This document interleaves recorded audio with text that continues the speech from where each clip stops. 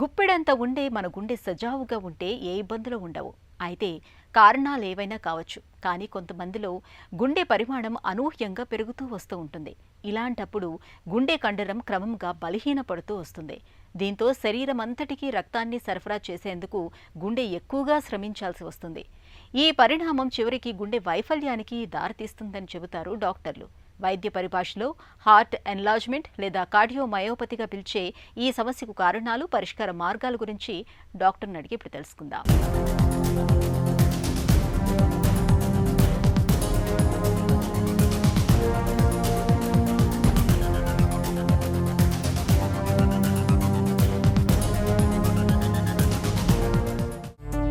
Cardiomyopathy అంటే ఏంటి? Cardiomyopathy అంటే గుండె కండరాలకి సంబంధించిన జబ్బు లేదా ప్రాబ్లం అని అర్థమండి. సో మీరు సాధారణంగా వాడుక భాషలో చూడాలంటే గుండె సాగడం, గుండె పెరగడం లాంటి మాటలతో దీన్ని బయట వింటూ ఉంటారు.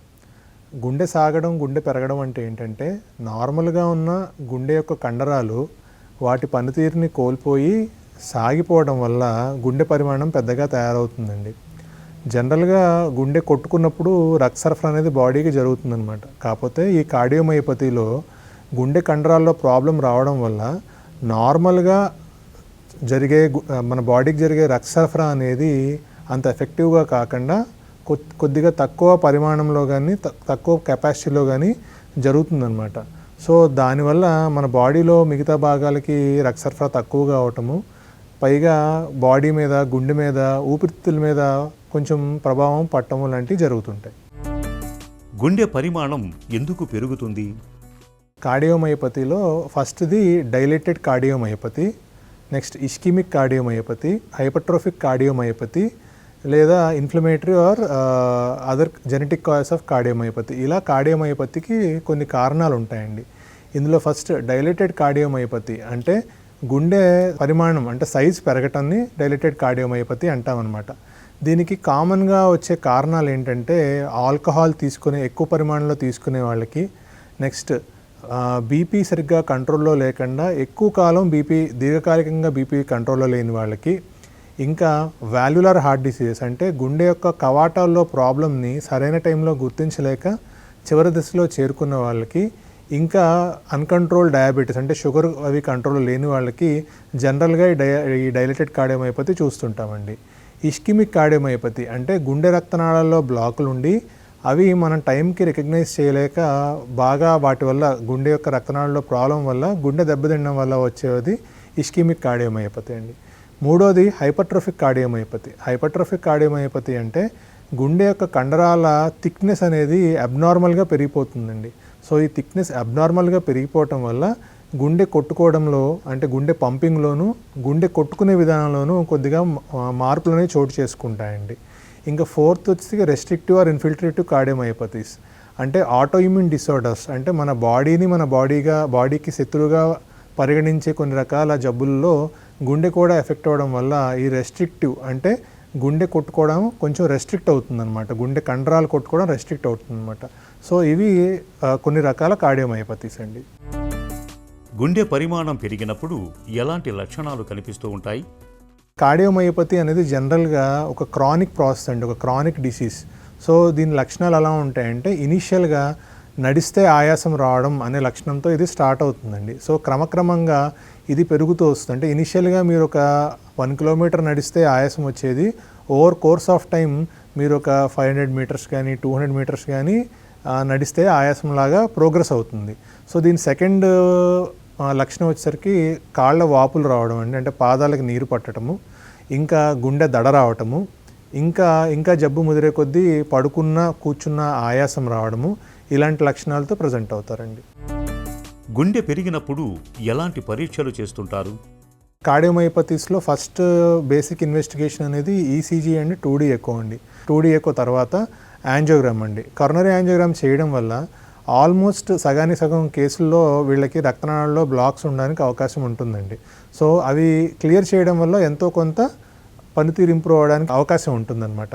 సో యాంజియోగ్రామ్ చేసిన తర్వాత గుండె రక్తనాళాల్లో బ్లాకులు ఉన్నాయా లేదా అన్న దాన్ని బట్టి నెక్స్ట్ స్టెప్ ఆఫ్ ఇన్వెస్టిగేషన్ అంటే ఎంఆర్ఐ, కార్డియాక్ ఎంఆర్ఐ లాంటిది చేయిస్తామండి. సో ఈ కార్డియాక్ ఎంఆర్ఐ చేయడం వల్ల బ్లాకులు ఉన్న వాళ్ళకి బ్లాక్స్ క్లియర్ చేయడం వల్ల గుండె పనితీరు పెరగడానికి అవకాశం ఉంటుందా అనేది తెలుస్తుంది. లేదు, రెస్ట్రిక్టివ్ అండ్ హైపర్ట్రోఫిక్ కార్డియోమయోపతిలో జనరల్గా బ్లాక్స్ ఉండవండి. ఇలాంటి వారికి నెక్స్ట్ ప్రోగ్నోసిస్ అంటే వీళ్ళకి ఏ రకమైన ట్రీట్మెంట్ చేయడం వల్ల నెక్స్ట్ వీళ్ళు హై రిస్క్లో పడకుండా ఉంటారో అవి గుర్తించడానికి అవకాశం ఉంటుందండి. గుండె పరిమాణం పెరిగినప్పుడు చికిత్స ఎలా ఉంటుంది? డైలేటెడ్ అండ్ ఇస్కిమిక్ కార్డియోమయోపతిస్లో ట్రీట్మెంట్ ఒకలాగా ఉంటుందండి. వీటికి ఒక మెడికేషన్స్ అవి కంప్లీట్గా డిఫరెంట్గా ఉంటాయన్నమాట. నేను మీకు చెప్పినట్టు EF లెస్ దాన్ 35% వచ్చినప్పుడు వీళ్ళలో సడన్ కార్డియాక్ రిస్క్ అనేది బాగా పెరిగిపోతుంది. సో కార్డియాక్ రీమోడలింగ్ డ్రగ్స్ అనేవి ఒక గ్రూప్ ఆఫ్ డ్రగ్స్ ఉంటాయండి. సో అవి పేషెంట్స్కి మనం మెడికల్ మేనేజ్మెంట్ పెట్టడం వల్ల వాళ్ళ లక్షణాలు అంటే ఆయాసం లాంటివి తగ్గడంతో పాటు గుండె పనితీరు కొద్దిగా పెరగడానికి అవకాశం ఉంటుందండి. దాంతోపాటు ఈ సడన్ కార్డియాక్ డెత్ అనేది ప్రివెంట్ చేయడానికి కూడా కొంతవరకు అవకాశం ఉంటుంది. వేరాజ్ ఈ రెస్ట్రిక్టివ్ అండ్ హైపర్ట్రోఫిక్ కార్డియోమయోపతిస్లో వాళ్ళు ఒక డిఫరెంట్ కేటగిరీ కార్డియోమయోపతిస్ అండి. వీళ్ళల్లో మెడికల్ మేనేజ్మెంట్ యొక్క రోల్ కొద్దిగా లిమిటెడ్గా ఉంటుందండి. బట్ ఈ కార్డియోమయోపతి గ్రూప్స్ మొత్తంలో కూడాను ICD అంటే ఇంట్రా కార్డియాక్ డిఫిబ్రిలేటర్ అనేది చేయడం వల్ల వీళ్ళ యొక్క సడన్ కార్డియాక్ డెత్ రిస్క్ అనేది మనం తగ్గించడానికి అవకాశం ఉంటుందండి. గుండె మార్పిడికి ఎప్పుడు వెళ్తారు? కార్డియోమయోపతి పేషెంట్స్ అందరూ కూడా మన ఫస్ట్ ప్రయారిటీ వచ్చేసరికి మెడికల్ మేనేజ్మెంట్ ద్వారా వాళ్ళ లక్షణాలను తగ్గించడము, next sudden cardiac death prevent చేయడం మన ప్రైమ్ గోల్ అండి.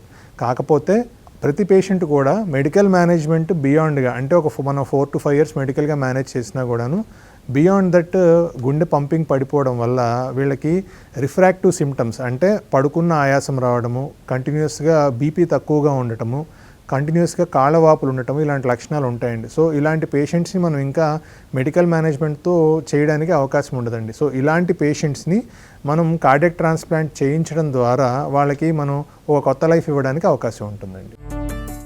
గుండె పెరిగినప్పుడు జీవనశైలి ఎలా ఉండాలి? ప్రతి జబ్బుకి కూడా ప్రివెన్షన్ లేదా ఎర్లీ రికగ్నిషన్ అనేది వెరీ వెరీ ఇంపార్టెంట్ అండి. సో ఈ కార్డియోమయోపతి పేషెంట్స్ నేను మీకు ఇందాక చెప్పినట్టు నడిస్తే ఆయాసం ద్వారా ఇది అనే లక్షణం ద్వారా బయటపడుతుంది. సో ఎర్లీగా స్క్రీన్ చేయించుకోవడం వల్ల ఈ కార్డియోమయోపతి అనేది బయటపడితే కనుక ఒక సెట్ ఆఫ్ ట్రీట్మెంట్ అంటే timely doctor consultations and timely change and usage of medications ద్వారా దీన్ని కొంచెం మనం ప్రోగ్రెషన్ని స్లో చేయడానికి అవకాశం ఉంటుందండి. ఇంకా వీళ్ళ దయనీయ అలవాట్లో మార్పులు అంటే ఎక్కువ బరువు పనులు చేయకుండా ఉండటము, ఆహారం విషయంలో జాగ్రత్తలు తీసుకోవడం. ఆహారం విషయంలో జాగ్రత్తలు ఏంటంటే కొద్దిగా ఉప్పు తక్కువగా అంటే సగం ఉప్పు తగ్గించేలాగా తినడం, నెక్స్ట్ హెల్తీ డైట్ తీసుకోవడము అంటే ఈ ఫాస్ట్ ఫుడ్స్, ఫ్రైడ్ ఫుడ్స్ ఇవన్నీ తగ్గించేసి ఒక హెల్తీ డైట్ని అలవర్చుకోవడం ద్వారా ఈ కార్డియోమయోపతి ప్రోగ్రెషన్ని మనం తగ్గించడానికి అవకాశం ఉంటుందండి. కార్డియోమయోపతి స్టేజింగ్ ఉంటుందండి. సో ఎప్పుడైతే ఆ గుండె పనితీరు 30-35% కన్నా తగ్గున్నప్పుడు మనం ఫ్లూయిడ్ రెస్ట్రిక్షన్ చెప్పాల్సి ఉంటుందండి. వీళ్ళకి 1.5 to 2 liters per day కన్నా కూడా మనం ఎక్కువ ఫ్లూయిడ్స్ తీసుకోకూడదని మనం చెప్పాల్సి ఉంటుందండి. గుండె పరిమాణం పెరగడం అనేది ఖచ్చితంగా సమస్యే. అయితే తొలి దశలోనే గుర్తించినట్లయితే ఓవైపు మందులు వాడుతూ జీవనశైలిని క్రమబద్ధం చేసుకుంటే గుండె పరిమాణం పెరిగినప్పటికీ అందరిలానే హాయిగా జీవనం సాగించవచ్చు.